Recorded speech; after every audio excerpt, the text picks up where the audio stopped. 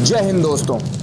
इस देश में आजकल एक नया ट्रेंड चल पड़ा है, सांप्रदायिक दंगे। 10-15 दिन बीतते नहीं कि एक नई खबर आ जाती है किसी नए राज्य में सांप्रदायिक दंगों की, जहां एक धर्म दूसरे धर्म को ललकार रहा है और उसके खिलाफ पत्थरबाजी और नारेबाजी कर रहा है। इन दंगों में एक पैटर्न साफ साफ दिखता है, चाहे पुराने समय का गुजरात का 2002 का दंगा हो या नए समय का दिल्ली में जहांगीरपुरी, मध्य प्रदेश, आंध्र प्रदेश, राजस्थान में करौली या फिर अभी सबसे नया कानपुर का दंगा हो। भीड़ में कुछ लोग अपने हाथों में हथियार और तलवारें लेकर आएंगे, रैली निकाली जाएगी, अपने से दूसरे धर्म के खिलाफ अपशब्द बोले जाएंगे, गालियां दी जाएंगी, सड़कों पर सरेआम पत्थर चलाए जाएंगे। इस दौरान कुछ लोग ये बात सामने रखेंगे कि ये लोग यहाँ के लोकल तो है ही नहीं, इन लोगों को बाहर से स्पेशल बुलाया गया है दंगे करवाने के लिए। और दंगे खत्म हो जाने के बाद कुछ हार्ट टचिंग तस्वीरें आएंगी कि किस तरह से एक हिंदू ने अपने मुस्लिम पड़ोसी को दंगों में बचाया, या किस तरह से मुस्लिम ने अपने हिंदू पड़ोसी या किसी जानकार को इन दंगों में बचाया। पैटर्न तो हमने जान लिया, लेकिन अब इसका सोल्यूशन क्या है? हम ऐसे क्या कदम उठा सकते हैं जिसकी वजह से फ्यूचर में इन दंगों को कम किया जा सके या बिल्कुल खत्म किया जा सके? इन सब सवालों का जवाब आज से लगभग 100 साल पहले हमारे फ्रीडम फाइटर शहीद भगत सिंह जी द्वारा दिया जा चुका है। जून 1928 में भगत सिंह जी ने कीर्ति मैगजीन में एक आर्टिकल लिखा था, धर्मवार फसाद ते उनादे इलाज, यानी कि सांप्रदायिक या धार्मिक झगड़े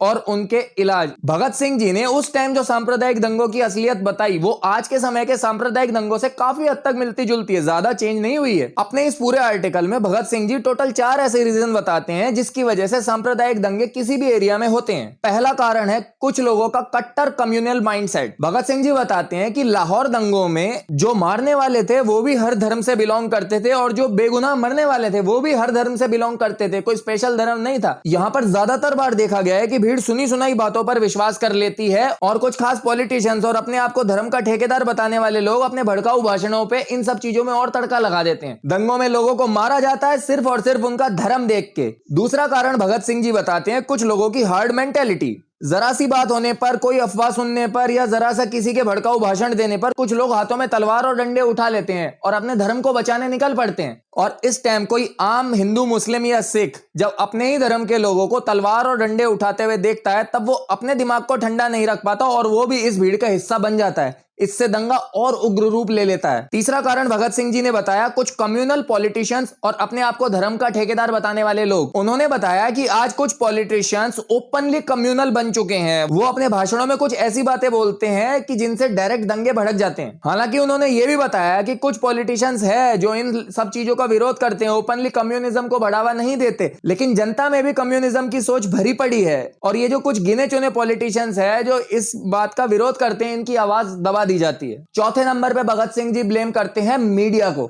भगत सिंह जी ने कई ऐसे उदाहरण दिए कि उस टाइम कुछ अखबारों ने ऐसी हेडलाइंस छापी कि जिससे उस टाइम सांप्रदायिक दंगे भड़के, और आज के टाइम पे ये काम हमारे न्यूज चैनल कर रहे हैं। आपने देखा होगा बड़े बड़े news channel, reputed news channel ऐसी ऐसी हेडलाइंस छापते हैं कि जिनसे सांप्रदायिक दंगे आसानी से भड़क सकें। भगत सिंह जी असहयोग आंदोलन वाले दिनों को याद करते हैं कि जब देश की आजादी सामने थी, आंखों के सामने आजादी दिख रही थी, तब वहां पे अखबारों में आई कुछ हेडलाइंस की वजह से देश में दंगे हुए और अंग्रेजों ने अपनी पकड़ को भारत पर मजबूत कर लिया। आजादी हमें उस टाइम नहीं मिल पाई। लेकिन ये सब तो भगत सिंह जी ने डायरेक्ट कारण बताए, इसके कुछ इनडायरेक्ट कारण भी हैं।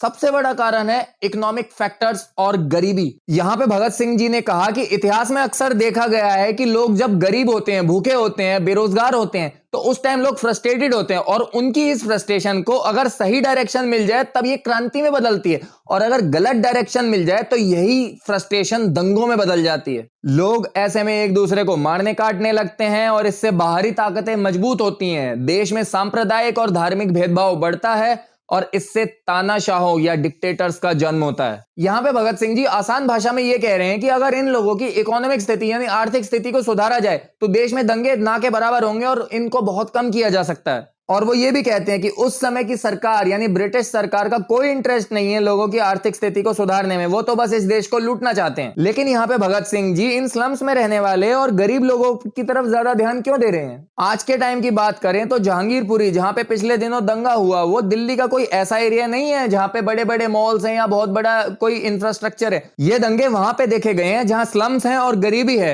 ध्यान देने वाली बात यह है कि ये बेचारे गरीब लोग ही हमेशा इन दंगों की भेंट चढ़ते हैं, इन दंगों के विक्टिम्स बनते हैं। कभी आपने देखा है कि कोई बड़ा पॉलिटिशियंस या कोई अपने आप को धर्म का ठेकेदार बताने वाला या फिर कोई बड़ा बिजनेसमैन हाथों में तलवार लेके इन सड़कों पे उतरा हो? ये आम लोग ही उतरते हैं, गरीब लोग ही उतरते हैं। बड़े बड़े पॉलिटिशियंस और बिजनेसमैन इन सब के बच्चे तो अलग से विदेशों में पढ़ाई कर रहे होते हैं, बाहर की कंट्रीज में। इनको इंडिया के मैटर्स से कोई इंटरेस्ट नहीं होता, ये वहां पे अपने ढंग से सेटल होते हैं। और इन दंगों में जो लोग मारे जाते हैं वो एकदम लोअर इकोनॉमिक सेक्शन के लोग होते हैं। अगर हम गुजरात के 2002 दंगों की बात करें तो गुजरात के कुछ ऐसे पोर्ट सिटीज और एरियाज जहां पे हिंदूज और मुस्लिम कम्युनिटीज दोनों एक साथ मिलकर बिजनेस कर रहे हैं, दोनों के बिजनेस एक दूसरे से कहीं ना कहीं जुड़े हुए हैं, वहां पे पूरे राज्य के मुकाबले बहुत कम दंगे देखने को मिले। और इस थ्योरी को और गहराई से समझने के लिए हमें चलना पड़ेगा 7th से 17th सेंचुरी यानी करीब 1000 साल के सफर पे। देश में इस टाइम पे जितनी भी मेन पोर्ट सिटीज थी, यहाँ पे मेनली बिजनेसमैन मुस्लिम्स हुआ करते थे और ये लोग जिन लोगों का माल बेचते थे ये लोग मेनली हिंदूज हुआ करते थे। अब इन पोर्ट सिटीज के मेनली ट्रेडर्स मुस्लिम्स क्यों होते थे?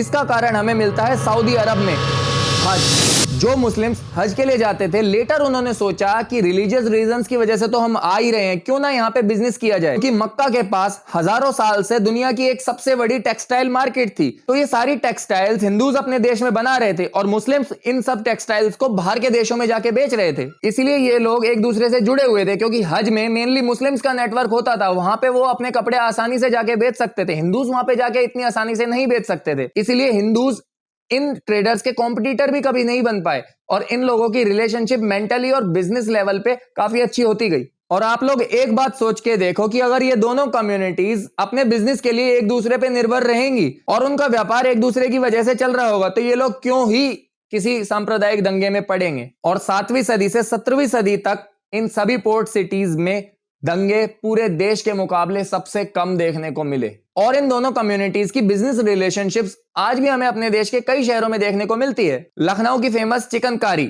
जिसमें मेनली मुस्लिम कारीगर इन सब कपड़ों को बनाते हैं और हिंदू शॉपकीपर्स मेनली इनको बेचते हैं। ये रिश्ता इन लोगों के बीच में करीब 250 से 300 सालों से चलता आ रहा है। ऐसा दूसरा एग्जाम्पल हमें बनारस की साड़ियों में देखने को मिलता है, जहां लगभग 80% कारीगर मुस्लिम्स होते हैं और ज्यादातर शॉपकीपर्स हिंदू होते हैं। और इसका सबसे मेन एग्जाम्पल मथुरा में देखने को मिलता है, और ये तो मैंने अपनी आंखों से देखा है क्योंकि मैंने मथुरा में अपनी लाइफ का काफी टाइम बिताया है। मथुरा में लड्डू गोपाल जी और श्री कृष्ण जी की जो पोशाकें होती हैं वो 80% के करीब मुस्लिम कारीगर्स बनाते हैं। और मथुरा पूरे देश और पूरे वर्ल्ड में जो ये पोशाकें बिकती हैं 99% के आसपास यहाँ के बिजनेस ओनर्स हिंदूज होते हैं। और इस पूरे वीडियो का पॉइंट भी यही है कि हम किस तरह से अपने देश में बेरोजगारी को खत्म करें, दोनों धर्म के लोगों को अपना अपना काम करने दें और किसी तरह से इनके बिजनेस को एक दूसरे के साथ लिंक करके एक दूसरे पर इनको निर्भर कर दें। तब हमारे देश में सांप्रदायिक दंगे पूरी तरह से खत्म हो सकते हैं।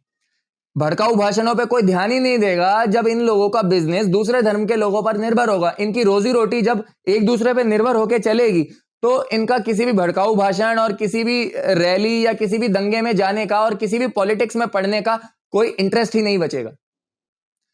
तो आज के लिए इस वीडियो में इतना ही गाइज, फिर मिलते हैं किसी नए टॉपिक के साथ किसी इंटरेस्टिंग वीडियो में।